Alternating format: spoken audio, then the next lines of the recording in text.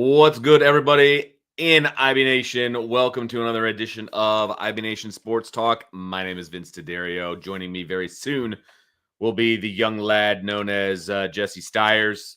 We are here in place of Sean Stiers, who is getting ready to call the Notre Dame women's basketball game against the Duke Blue Devils, the newly minted #1 Notre Dame women's basketball team. And I can't remember exactly where Duke is ranked, but I know that they are a ranked team. And if somebody wants to throw that in the chat, they can. But I know this is a big game. It's a sellout tonight.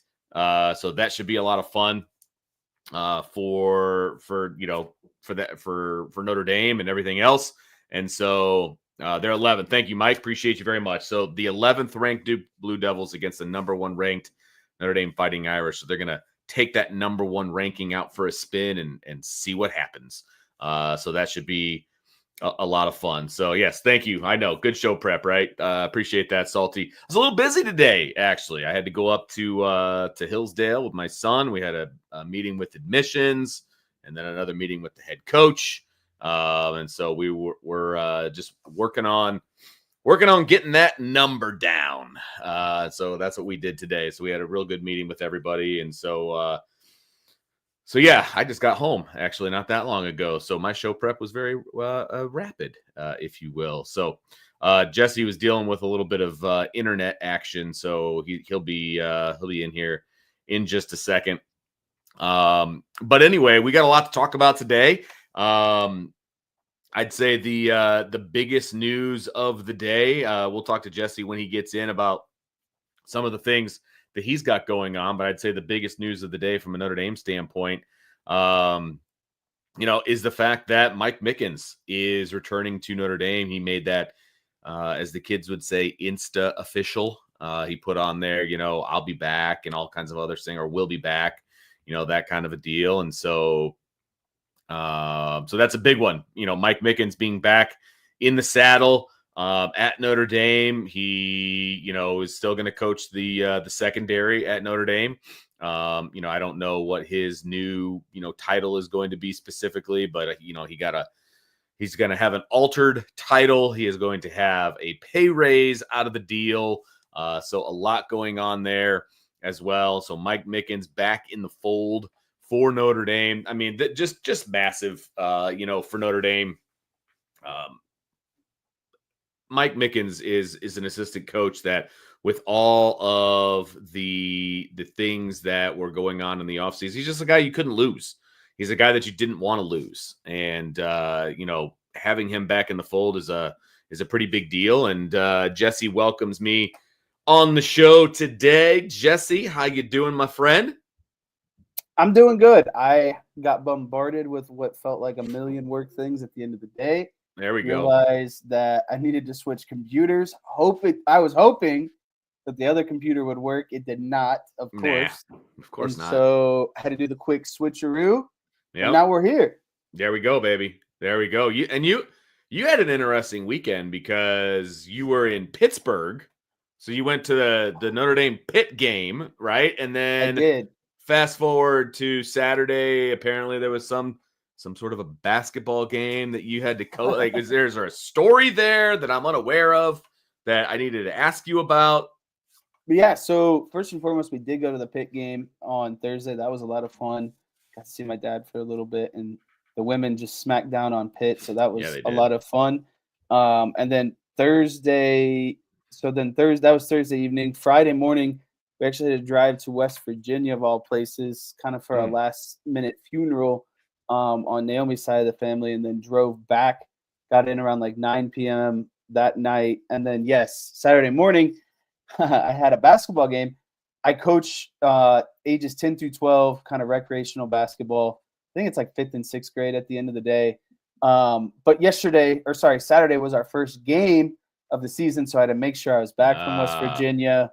That game was at 9 a.m. And of course, I don't know. Of course, something went wrong.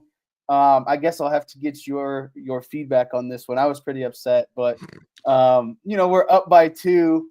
It's going into the fourth quarter. you're allowed to press in the fourth quarter. You cannot press in any of the other quarters. So defense is getting a little bit tighter. We're on defense. Ball's kind of being dribbled up right about half court. My kid's playing some good defense, staying in front of the ball, no reaching, and the kid dribbles out of bounds. He gets mad. He gets up and he shoves my kid in the chest. And then gets up in his face and he's like, going like this, say something to him, like face to face. And then finally my kid kind of shoves him back. And then another kid on my team comes in and shoves the kid too after, the kid gets up in his face, just kind of, helping out his teammate. Obviously you don't want to shove someone else in that situation. But so long story short, the two guys guarding each other got texts that canceled out. And then the other kid on my team that shoved got a technical. So they get 2 free throws, technical free throws, and the ball out of bounds. And then on the out of bounds, the ref doesn't allow my kids to set on defense. He just kind of hands them the ball and says, okay, in bounds. They hit this wide open layup because, of course, my kids are nowhere near the other team. Like, they still think we're, in this technical transition. And so there's a 4-point swing, and we end up losing by 2 points at the end of the day. So I was just frustrated, long story short, because I felt like they kind of initiated this situation, and somehow my team ended up with more technicals than them. They get this, free out of bounds play. It was just, it felt very annoying. And the other part of it was the kid who shoved my kid to start the whole situation was up and down the court, talking trash the whole game, trying to get under my kid's skin the whole game. Every time out, they'd come and say, hey, this kid's saying wild stuff to us. And I was like, okay, just, don't do anything. And of course, now he gets up and he starts, shoving guys. And it was ridiculous for them starting the fight. And then my team gets the short end of the stick on the situation. I don't know how we just didn't get all offsetting technicals, I guess, but I was a little bit frustrated. I thought the kid should have got 2 texts, 1 for shoving my kid and 2 for getting in his face and touching him on the face with the finger as well. So that's where I was a little bit upset. There were texts everywhere, and my team ended up losing because of it. So, did you let the referee know your feelings? Oh, Vince, I 100% let the referee know my feelings. That's what I wanted to know. My assistant coach came up to me after the game. He's like, you can't talk to the ref like that. And I was like, well, there was nothing he was going to say in that situation that would have, made me feel better about the fact that they just got a 4-point swing for nothing, for a fight that they started. So I wasn't having any of it. There was nothing to hear. I was letting him know that he made a bad call. You want to know what I got out of this story? What's that? Is that you take youth sports about as seriously as I used to. So I appreciate that very much. So I know it's 10 through 10, age 10 through 12, but like, it's still a game. I felt like we got robbed at the end of the day. We're trying to win games here. That's why we keep score. It's a running clock. There's not a lot of points scored. So it's just, I felt like the game was taken out of our hands for a fight that we didn't even start. I get it. Hey, you take it seriously. I used to coach middle school basketball. I was probably the most intense head freshman football coach on the planet. Took that very seriously. So believe me, my friend, I understand where you're coming from. It doesn't matter that they were 10 to 12-year-olds. It just matters that your players were robbed. That's all that matters. Exactly. I get it. Concept. I'm with you. I get it. Dude, I have mellowed out a little bit in my old age, but I believe I was right about your age, if not a little bit younger, when I started being the head coach for that freshman team. So I'm there, brother. Man, I get it. So I appreciate you. Just don't get kicked out of a middle school game. No, I wasn't saying anything like crazy or vulgar. I was just saying like I disagree. Yeah. And basically what I was saying to you, I just said, I literally was like, it's ridiculous that they started this fight and now they're getting rewarded for it. That's right. Basically all I kept saying to him. I was like, you can keep telling me that the texts cancel out and we got an extra tech because my kid came in and shoved him as well. But right. I don't agree. I just feel like everything should offset in that situation. I get it. All right. So let's talk a little Notre Dame. That was a great story, by the way. I was not anticipating what that story was going to be. So I do appreciate that story very much. So I started talking about it before you came on. Mike Mickens lets the world know via Instagram that he's coming back. He's back, baby. Big deal, little deal, no deal. Like, what are your thoughts on this whole thing? I would say it's a big deal in my opinion because of the trajectory that Notre Dame fans and I think internal Notre Dame, like Marcus Freeman and the rest of the coaching staff, kind of the expectations that they have for Mike Mickens. I think they want him to be a full-time defensive coordinator. They think he has the potential to be a full-time defensive coordinator, and now is really just kind of about learning. I don't think they wanted to throw it all on him at once, and that's kind of where we have Ash in this situation is a guy that can almost mentor or be a co-defensive coordinator, even though it might not be that on paper. But I think this is a big deal in terms of what the final end goal is for Mike Mickens, because I think he's probably accepting or continuing on with the end goal of that he's going to be the defensive coordinator at Notre Dame in a relatively soon amount of time. Do you think that was part of the discussion when, Marcus Freeman sat him down and, said whatever he needed to say to keep him in the fold? Do you think that was part of it? Because if you look at it, he's been passed over twice to be the defensive coordinator at Notre Dame. Once when they hired Al Golden, and now that they've hired Chris Ash, been passed over twice. Or that's a terminology I'm using. So, they picked somebody else twice while he was on staff. So do you think Marcus Freeman finally went up to him and was like, look, you're the next guy. However long it takes to find somebody new after Chris Ash, you're the next guy, period, end of discussion. Stop talking to other teams.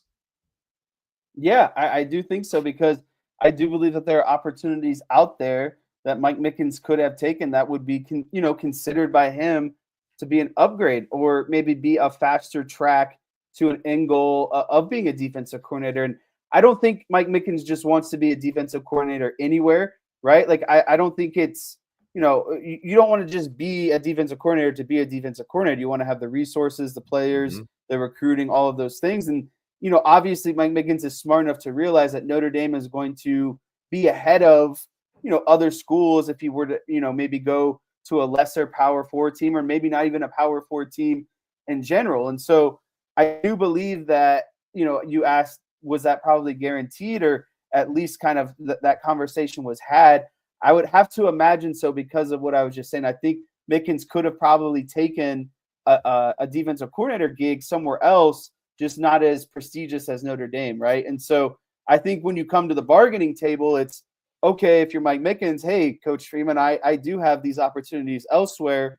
And then Marcus Freeman, gives his side of the spectrum, and you kind of meet in the middle, and that's where they're at right now. They met on this common ground of, obviously, we want to keep you around. We understand you have these career aspirations. Here's how we're going to, navigate that. And I do think that ends with him being defensive coordinator at Notre Dame.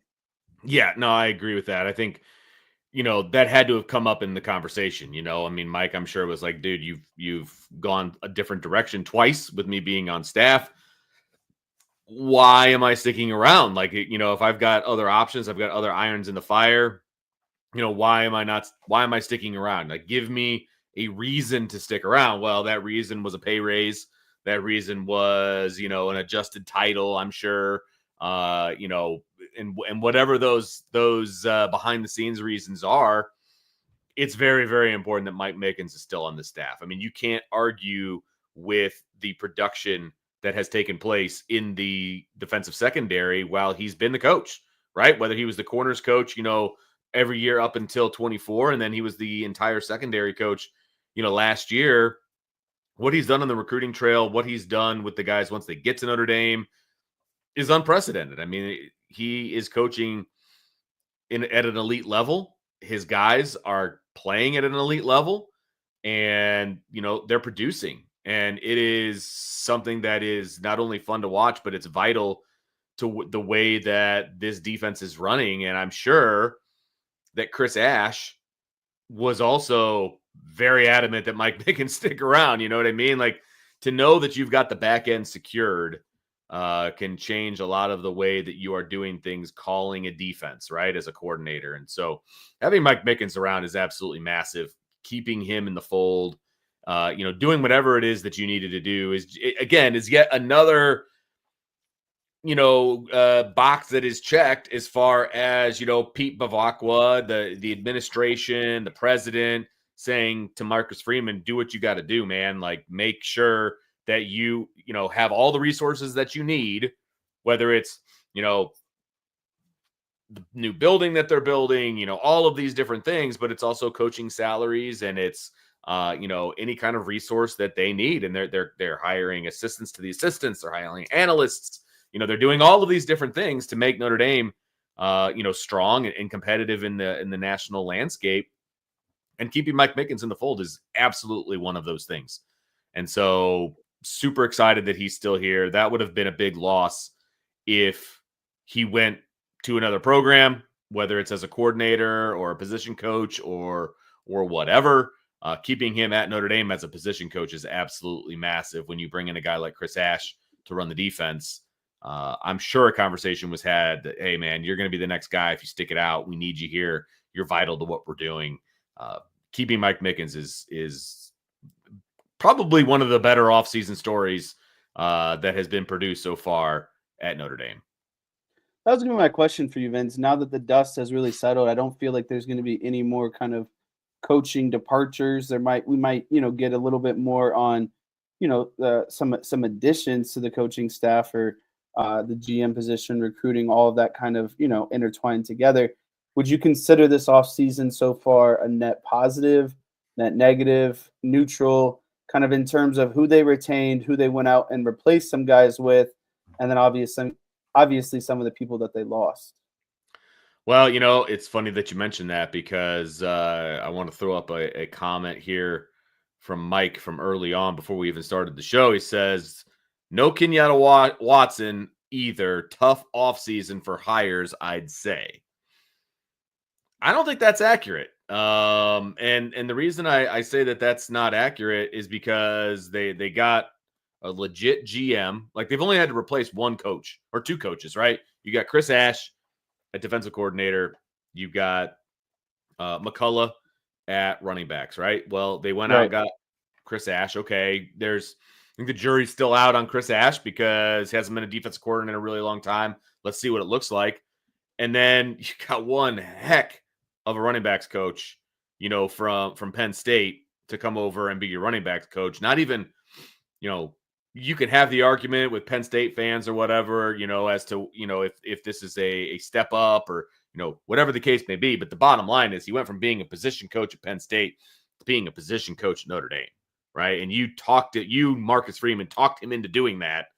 I think that's robbery. I mean, oh my goodness, that's a huge win. Yes, that's robbery. I completely agree with you. And then you got a GM from the Detroit Lions, and they literally built, he was part of it. He wasn't the only guy. He wasn't the GM, but he was in charge of recruiting and scouting and all that. Like, they took, you want to talk about worst to first. Hello, so Detroit Lions. The Lions have had the best roster transition over the last 3 to 4 years. No doubt. Out of anyone in the NFL. No doubt. So I think it's net positive right now. Yes, you lost Golden, big. You lost McCullough, big. You replaced McCullough with the next best guy out there, in my opinion. And you got a great GM who you weren't even replacing anybody as far as the GM is really concerned. You know what I mean? Because they took that job that Chad Bowden had and they split it into two pieces. Right. And you got a heck of a GM. You're still looking for, a guy that's going to be in charge of the recruiting thing. I still think this is a net positive. And let me ask you this. Are you worried about the fact that they don't have somebody in charge of recruiting yet? Does that worry you at all in any way? It doesn't worry me because Marcus Freeman is still the guy at the top of the recruiting, web, I guess you could say. And I think that for that position specifically, it's just going to be someone who's Marcus Freeman's right-hand man, right? Or woman. You never know. But I believe it's, to be honest with you. Yeah, that's what I mean. Good job, yeah. And so I think that person just has to have a good relationship with Marcus Freeman. and they just have to be on the same page of what they are looking for in terms of recruiting. Because again, Marcus Freeman's at the top of the thing, right? And we all know Marcus Freeman is a really good recruiter, and it's the type of player that he wants. And so to me, that position is just an extension of Marcus Freeman and someone who's, again, good friends with Marcus Freeman. They think alike. They're going to be on the same page. And so whoever Marcus Freeman hires is going to be someone he's comfortable with, someone he knows is talented. And again, they're going to share the same thought process. So that doesn't really concern me at the end of the day, because he's going to pick someone that he is on the same page with, right? And I think that's the most important part of that role.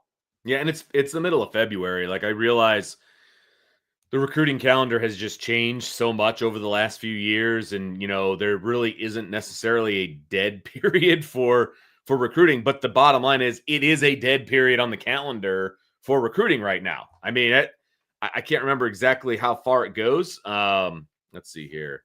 NCAA recruiting calendar. I know it's a dead period right now, but I want to double check to see how long that lasts, because it lasts for a while. So this is the best possible time. I think, let's see here. Where's the actual calendar? We go. Pretty much the entire month of February is a dead period. So fine, take the month. Make sure you get the right guy or gal in place.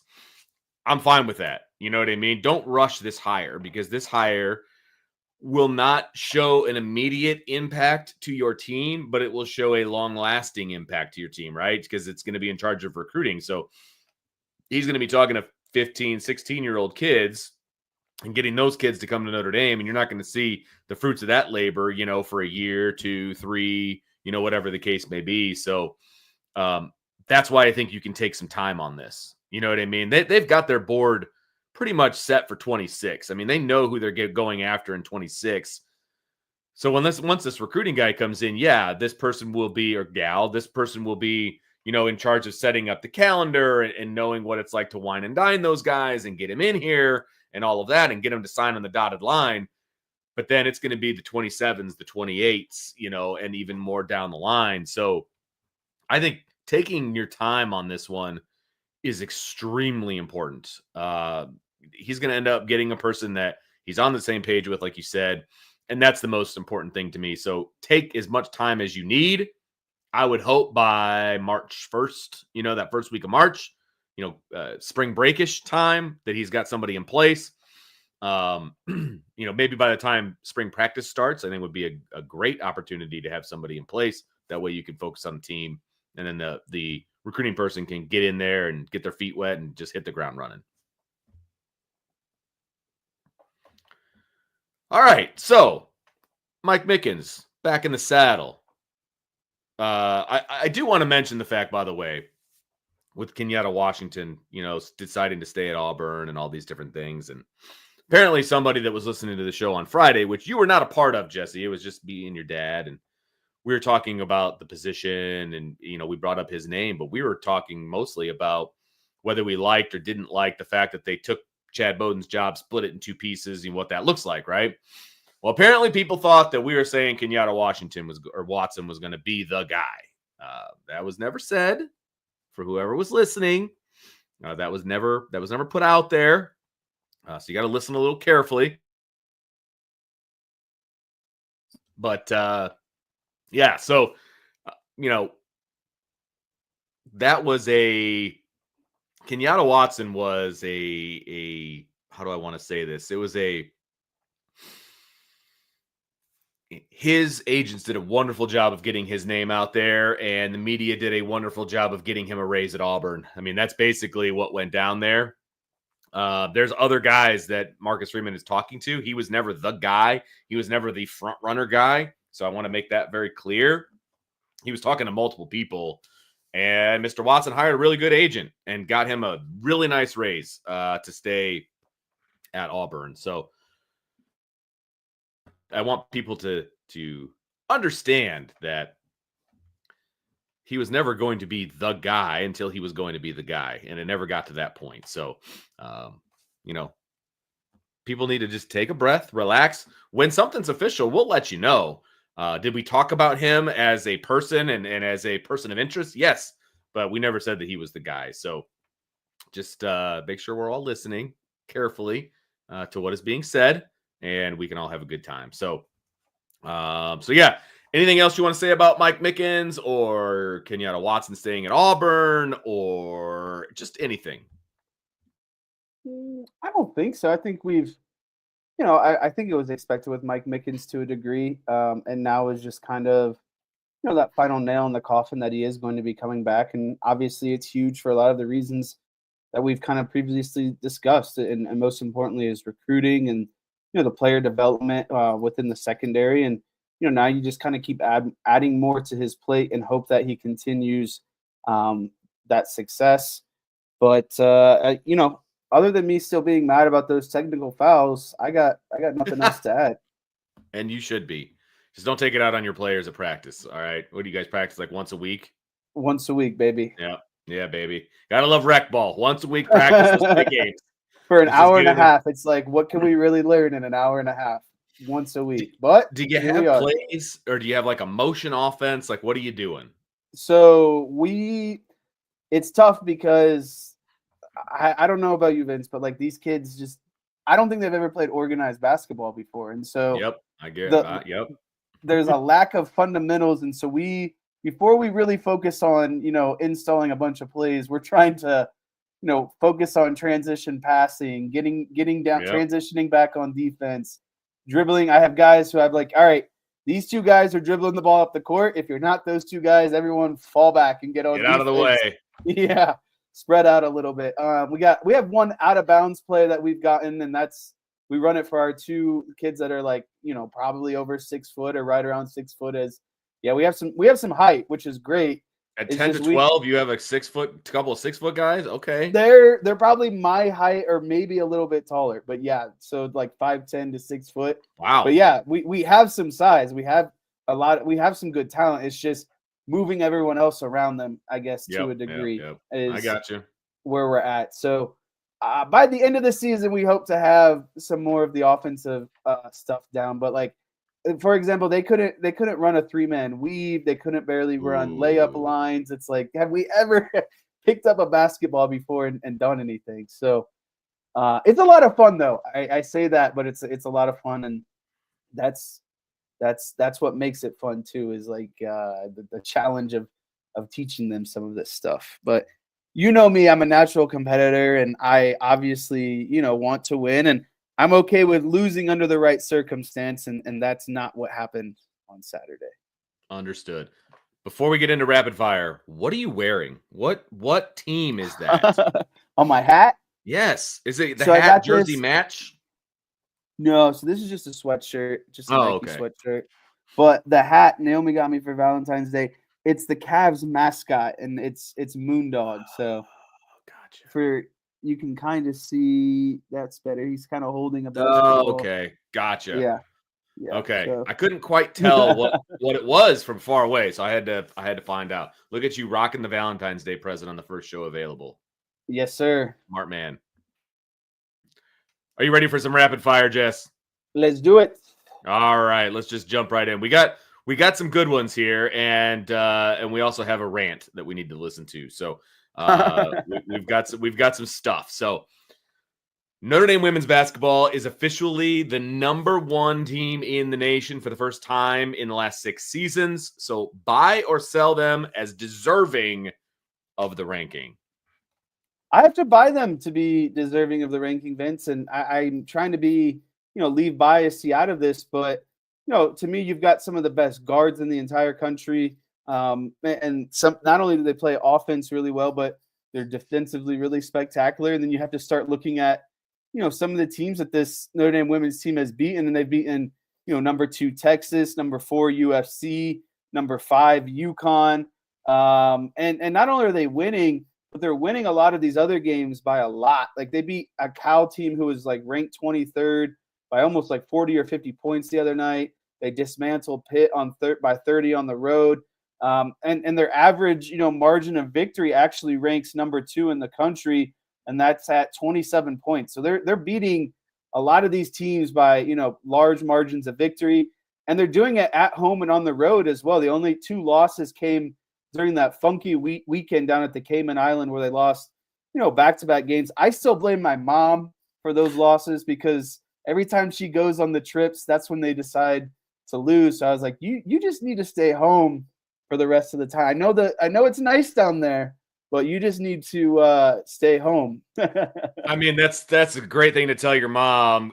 Good luck letting your dad go to the Cayman Islands without your mom. That would it's not a discussion I think I want to be the one mediating. That's for sure. But as far as the women are concerned, I mean, if anybody hasn't turned on the TV to watch them play, they are missing out on some really, really, really good basketball. You're going to have an opportunity in about 24 minutes to tune in and watch the number 1 Notre Dame Fighting Irish against the number 11 Duke Blue Devils in South Bend. I mean, it's a sold-out crowd. It's going to be electric. My daughter's going to be there with my father-in-law cheering on the Irish. She went to the men's game last night. She's going to the women's game tonight. She comes home last night after that disaster, and she's like, Dad, I really just want to go to a women's game. I was like, well, there's one tomorrow. Contact your grandfather because he's got season tickets. So she's going again tonight. She's super excited. She loves watching the girls play or the women play. They are just so fundamentally sound and yet so exciting to watch. I mean, it's not just, pass layup, that kind of a thing. They're behind the back passes, no look passes. They're deadly from beyond the arc. They're coming into their own underneath the basket with their bigs because that's always what they were kind of missing was just, legitimate play from the bigs. And they're getting it now. You know what I mean? I mean, they are one of the deepest teams now in college basketball, and they're kind of just scratching the surface as to learning how to play with each other. So I'm telling you, if you haven't watched this team play yet, tune in tonight at 6:00. I mean, you can wait until we're done. I mean, that would be cool too. But we would understand if you want to throw that one on in the background. Let's see what channel that one's on. It is on ESPN. So if you get ESPN, go ahead and tune in or at 6:00. Michael Parks with the quote of the night: Notre Dame women's basketball is better than watching the NBA. And it's not close. I know you might disagree with that, Jesse, but I can't watch the NBA. Women's basketball, Notre Dame style is so much better. Yeah, Notre Dame, I wouldn't. It's hard to say better, but they are both very comparable. It's different. Very it's comparable. More entertaining to me. They're good in their different ways. I would say that Notre Dame women's is probably better than half of the NBA, but the top percent of the NBA is good. This is the basketball that's most enjoyable for me. But regardless, the women's team is fantastic. It's so fun to watch them. I mean, we went there on a random Thursday night in Pitt. Right. That arena was a lot of fun. But just watching the team and just how they interact together, I think that they're while they might be a little undersized in terms of true bigs, I think that Leah Tu King is who really bridges that gap for them. She plays tough. She grabs a lot of rebounds. She plays the dirty minutes on defense, and she averages pretty close to a double per game. So I don't think that there's a better defensive team in the country, to be honest with you. In terms of how their guards get on you and create a lot of turnovers. Yeah. And then you combine that with how deadly they are shooting. And really, it's anyone on that team can give it to you at any point. And that's the hard part because if you double someone's going to be open, essentially, right? And you don't want to play them man-to-man. So good luck. Yeah, no doubt about that. So I got a question about being the number 1 team at Notre Dame. I wanted to throw your way. So Notre Dame still lights up the old school number 1 sign at atop Grace Hall on campus anytime there's a team that achieves number 1 status. So in your opinion, Jesse, this tradition is blank. It's one of my favorite things about Notre Dame, to be honest with you. And a long time ago, I used to date this girl that went to Notre Dame. And at the time, their Notre Dame was number 1 in a couple sports, I believe, and football was one of them. It was always fun being on campus around nighttime, and no matter where you were at, seeing that number 1 kind of lit up from anywhere on campus, right? And Yeah. It's just a cool feeling and obviously it varies per sport, but when you're up there in football or basketball or, you name it, kind of top end sports, it's cool because it's like even though you don't actually go there and you're not a part of the team, you still in a way kind of feel like South Bend is on top of the world to a degree, right? And so seeing that number one, to me, it's more of a nighttime thing because like you don't really see it during the day, right? Like unless you know where it's at. But it's just really cool to be able to look up and be like, yeah, Notre Dame is the number one team in the country right now.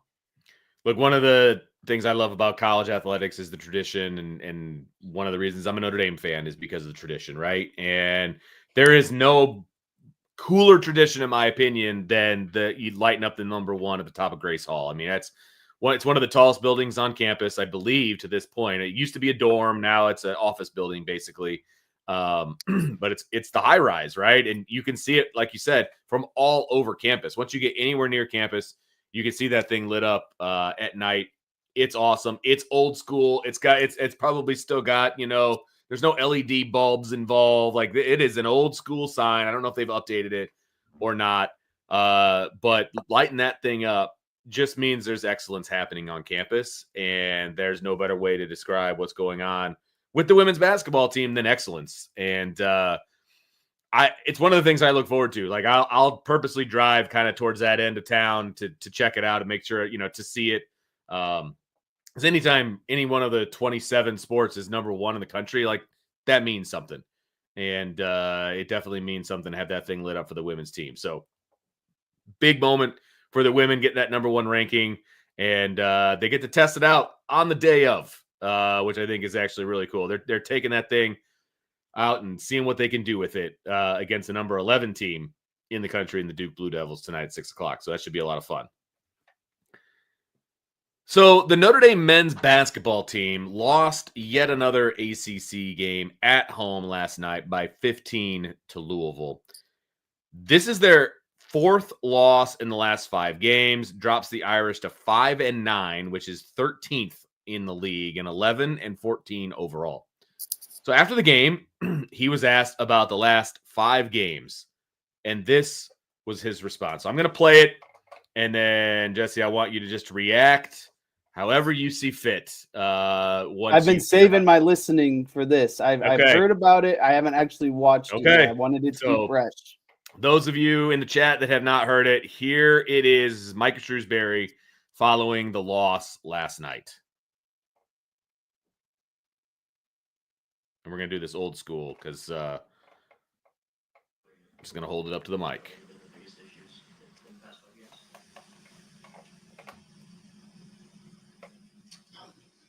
We're going to keep fighting. That's it. As a group, as a team, we're going to keep fighting. We're going to keep trying to get back to the drawing board. We keep trying to guard people. We keep trying to score people. And we're playing good people, too. Right? But I know these guys aren't going to quit. No, they're not going to quit. Right? And I understand that, I don't understand that a lot of people have quit on us. And well-deserved. If you hate me, absolutely, man. Great. If you think I suck, if you think I can't coach, I'm with you, man. Good. Good for you, because you're allowed to have opinions. You think I should be fired? Good for you. You're allowed to have opinions, right? A lot of people have given up on this team. They've given up on me. I'm going to give a damn. I believe in myself, and I believe in these guys, okay? So, don't give up on these guys.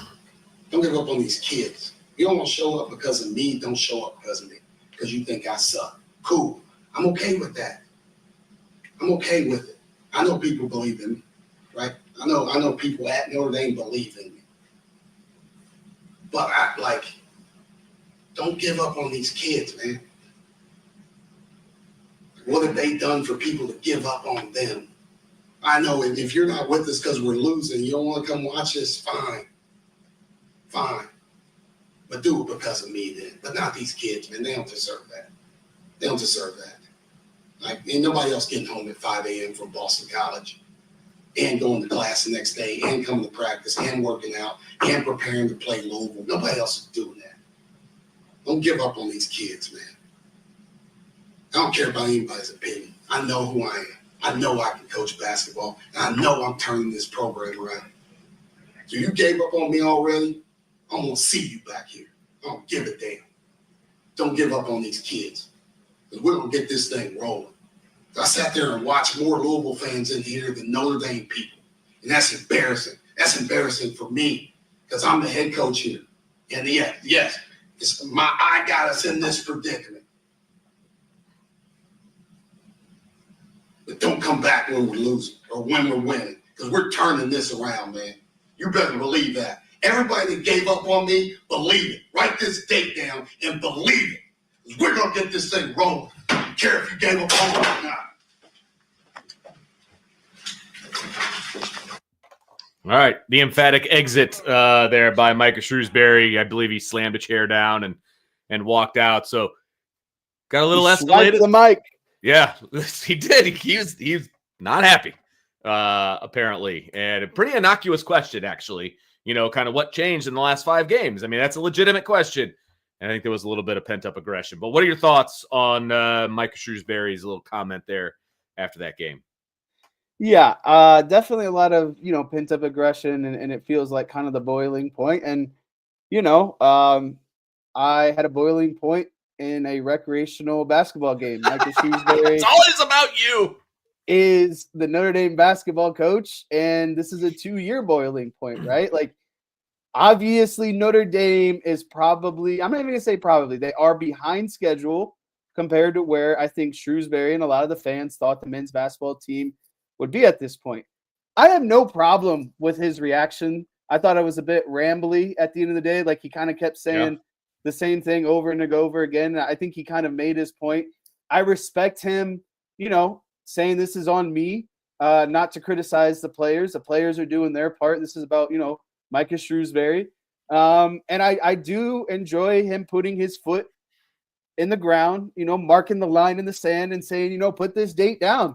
I want you, or I invite you to remember this day, because I am going to turn it around. And I also think it shows a great deal of confidence that Micah Shrewsberry has at the end of the day to be able to, defiantly say this is on him, to write this date down, and he is going to, turn it around. And so, was it a bit rambly? Was it kind of corny at some points because, it felt a little bit forced, including his exit? Sure. But I think he was trying to make a point, and I enjoy it. I think it's better than just rolling over and dying or coming up with excuses or, whatever it might be. I'm in the boat of, I want someone to own it, and I want them to defiantly own it and say it's going to change. So for me, I kind of got fired up at the end of the day, and I want to see them turn around. And I think that they're going to be honest with you.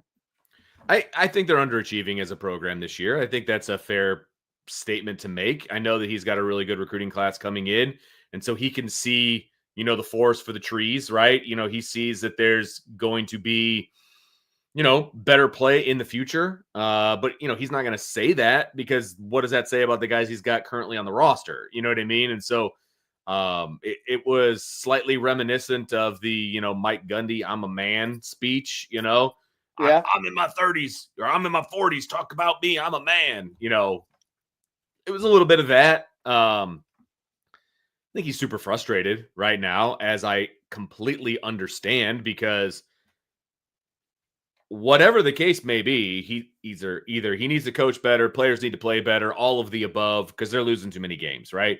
This team was supposed to be a borderline bubble team this year, and that's not the case, right? Right. And they're not even close to that. They're the 13th ranked team in the ACC. Now, the ACC is arguably one of the best conferences in the country. Okay. But you can't be the 13th ranked team in that conference. You know what I mean? And you can't lose games at home that you should be winning. You know what I mean? Like, there's certain benchmarks that you have to hit, and they're not hitting them. Now, with all that said, I'm not giving up on Micah Shrewsberry right now. This is year 2. Like, right. I'm there's so many people, he should be fired. He's not the guy, all this other stuff. He was left a pretty bare cupboard when he came in. And so he did his best to bring in Penn State recruits and, bring in transfer portal guys and do his best on a short calendar to bring in some freshmen, for this season. his real first class is going to be this the guys season. is the guys that show up for next year. You know what I Right. mean? Like that. So last time I checked, he's got a really good class coming in for next year. And if he can get, his kid to be a little bit more consistent from three, if he can get Marcus Burton to stick around and not chase a bag, someplace else, because the vultures will come, right? If he can keep this unit together, bring in these other guys, coach them up, they're going to be just fine. And there is going to be a time where you and I can look back at February 16th when he had this outburst and be like, hey, man, they got better from that point forward. You know what I mean? I think that's possible. I'm not anywhere near ready to say that Micah Shrewsberry isn't the guy. Nowhere near it. I think that he just needs a little bit more time.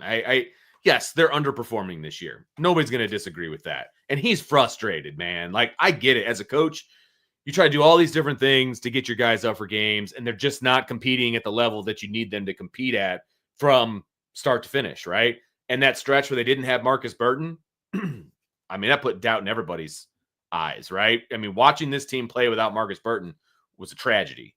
I mean, watching that, it was tragic basketball to watch. And then they get him back, and he slowly kind of eases his way back in. And he's putting up the numbers. I think he's scored 20 plus in 9 out of the last 10 games. Like, it's not Marcus Burton, right? So other guys need to step up and help him out, and they need to figure out a good rotation, because I don't think they figured that out yet either, because it just depends on who's hot, who's not. Like, they have not figured out a good rotation.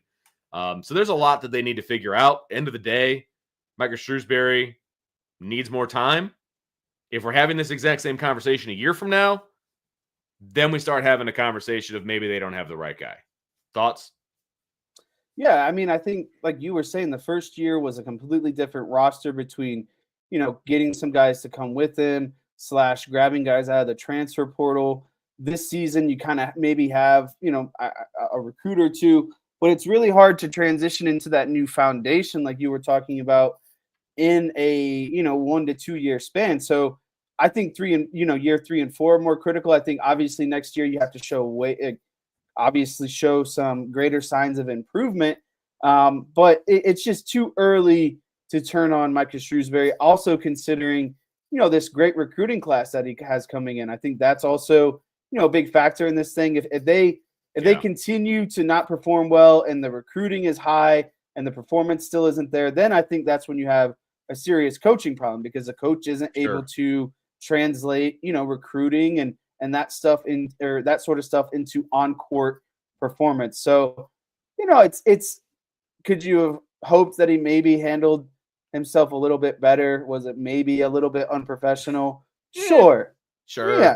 Yeah. But I mean, he's a head coach. He's fired up. He's frustrated. You can't ever tell me that you as a person, when you're hot in a moment, don't have a reaction like that at some point, right? Like, maybe the dog has peed on the ground. You're like, man, that's the 5th time he's done that this week. I'm going to yell at that dog so loud and be so mean. It happens sometimes, right? And it builds up. I am glad to see that emotion from him. If I hadn't, it's like we would be questioning, does Shrewsberry even care enough to a degree? At least that's how I look at it, right? Yeah. So I have no problem with it. I'm going to be a little bit more patient with Shrewsberry, and I think the next year definitely is going to be, a big indicator of where this thing is really headed. If it continues downhill, it might be, that time to cut the cord. Sure. I mean, and the upcoming schedule doesn't get any easier. I would say they've got SMU, which is towards the top of the rankings.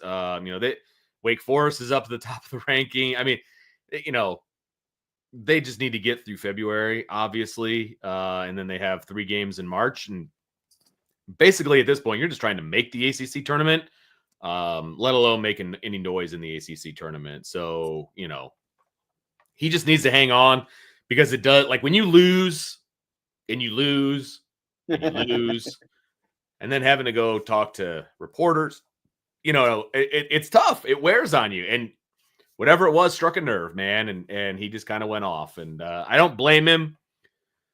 Would have liked a little bit more of a concise answer. You can be ticked off. That's cool. But let's get to the mic drop moment a little quicker next time, Micah. So just work on your rant a little bit, buddy, and we'll get to where delivery. You need to be. Yeah, that's work right. on that delivery a little That's bit. right. That's right. All right. We're going to talk a little hockey here because I know there's at least one hockey fan in the chat. Now, he's going to get all excited after this question, but the NHL is kind of in the midst of their all-star break right now, and they're having what they call the Four Nations face-off. It's the United States, Canada, Finland, and Sweden. And as of this afternoon, it has now been determined after their round-robin, kind of games, or 6 round-robin games, that the United States and Canada are going to square off again for the championship of the Four Nations face-off. So, Jesse, do you buy or sell the format of the NHL? Yeah, I think what the NHL has done here was a tremendous success because it seems like today all the discussions are around, all these professional all-star games, whether it's baseball, hockey, basketball, football, and football is obviously called the Pro Bowl, not the all-star game, but same difference. Right. How do we get more fans interested? How do we get engagement? How do we make it competitive at the end of the day? And so, the NBA tried a new format last night. I appreciate their trial, but it was a big thumbs down for me at the end of the day. What did they do? They broke off into 4 teams as well. And the games were a race to 40, and then the 2 winners in the semifinals faced off in a championship match. So, gotcha. They tried changing their format to a degree.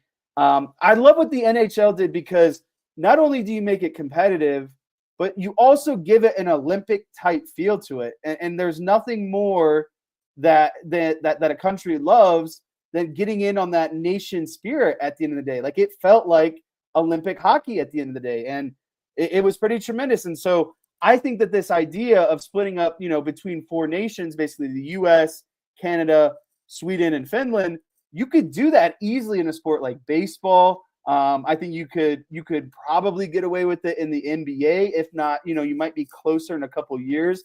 You could do like Europe. I mean, there's different ways that you could chunk it. You know what I mean? Right. Yeah. You could find ways to, I think, split that pie up. Yeah.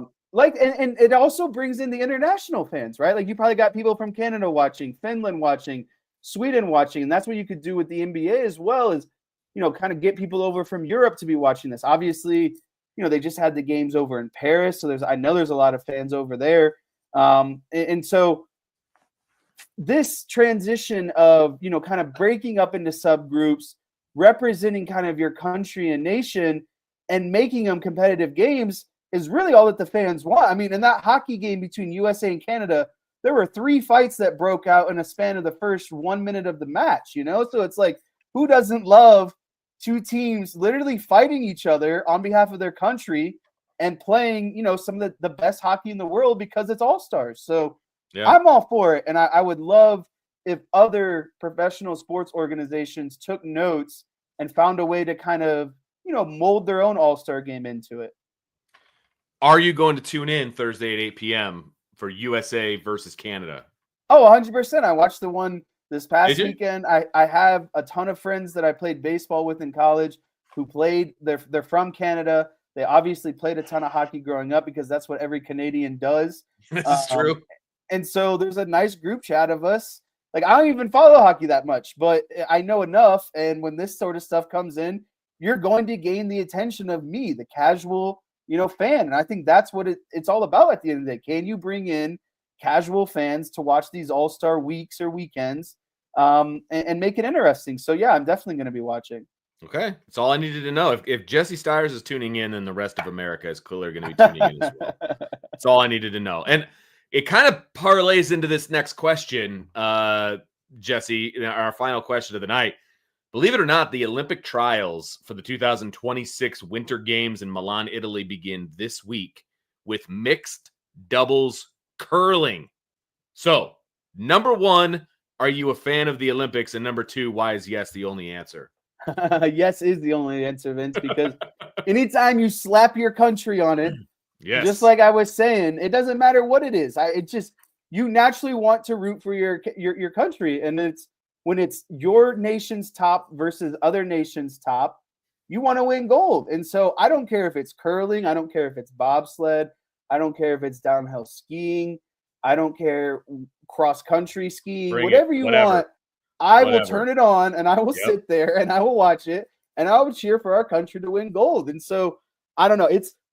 Since being a kid, I honestly, I look forward to the Olympics more so than other sports, just because of, it's a 4-year interval. You don't get it every so often, but it just means that much more, in my opinion, because you are only doing it for 4 years. You get to say that we are the best at this until the next 4-year interval. So I'm all for it. I love the Olympics. It's literally summer, winter Olympics is my favorite time of the year. And I get the little app on my phone. I'm tracking gold medal counts. I'm staying up late to watch random events at like 2 a.m. I'm that guy. But I own it. Look, I love the Olympics. Like when they decided to split the summer and the winter games, so that would be basically you'd have un-Olympics every 2 years, essentially. Like that was the best move they could have made. Because while the 1 year of having both summer and winter in the same year were unbelievable, like it was just a year straight of Olympics, I love the fact that I don't have to wait 4 years to get that again. So it's every 2 years. And I don't care what the sport is, man. Like I will watch with intent and I will learn whatever sport it is. Like the nuances of it. Like, it is also hilarious to me how excited people get about like curling, for example. Like during the Olympic year, curling it's huge. There's a curling venue around here somewhere that like the registrations like go through the roof when the Olympics are on. And I just love watching whatever, like you said, downhill skiing. I get into like, the figure skating. Like it doesn't matter. Let's go. Where are the Americans? Got to win gold. All of these and different I get things. upset when we don't. Yes, I do get upset when we don't. Like I know all the people involved. Like I am on board with everybody, and then I forget who they are 6 months later. But I just remember that they were from the United States and they won gold or they came close or, whatever the case may be. But I absolutely love the Olympics. And the fact that they're doing Olympic trials a year beforehand is wild to me. That is wild. It doesn't even matter what the sport is. It's mixed doubles curling. So male, female curling. They're figuring out who's going to be on the Olympic team a year in advance. That's a lot can change in a year. Right? I'm here for it though. Like if that's televised, I'm watching. Like I will watch the Olympic trials for mixed doubles curling if it is televised. So speaking of televised, Jesse, it is just past the witching hour of 6 o'clock. So that means Notre Dame, #1 team in the country, women's basketball, just tipped off against Duke, the number 11 team in the country in South Bend. So we're going to get out of here and allow everybody to go watch that game, have some fun. That's what we do, man. It is what we do. I want to watch it too. So it is being selfish. But I did whip out my national championship sweatshirt for today. So feeling good about the Irish chances tonight. I finally watched the final episode of the documentary on Peacock. Have you watched that? No. Don't ruin it yet. Your dad made an appearance. Just That's saying. what I heard. So it was good. I just watched it today on the way home from Hillsdale. Dylan and I watched it together. So it's definitely worth your time. Unfortunately, they did lose again in the national championship game. I was hoping that pass was going to be dropped on 3rd and 11, but it was definitely not dropped. Wasn't it? No, it was a 57-yard pass completion or whatever it was. So anyway, everybody, thanks for hanging out with us tonight on IB Nation Sports Talk. I believe Jesse and Sean will be back tomorrow. So make sure you tune in at 5 o'clock. And I know the boys will be back for the big show tomorrow afternoon as well. So guys, make sure you check it out. And we'll talk to you next time on IB Nation Sports Talk. Have a wonderful night. And of course, go Irish. Go Irish. Deuces.